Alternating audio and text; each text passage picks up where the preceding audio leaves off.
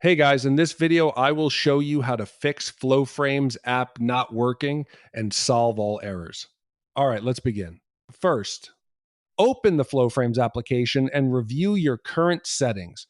The most important fix is related to your graphics card configuration. If your system does not have an NVIDIA graphics card, go to the processing method section and select RIFE NCNN. Avoid using other options, as this setting resolves most compatibility and performance issues.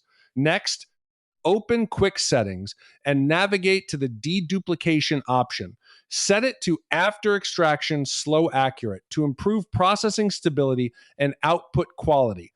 If the problem still persists, check for updates within the application, install the latest version to ensure all bugs and errors are fixed. You can also restart the application after applying these changes to confirm everything works properly. So that's basically how you can fix Floframes app not working and solve all errors. That's it for this video. Thanks.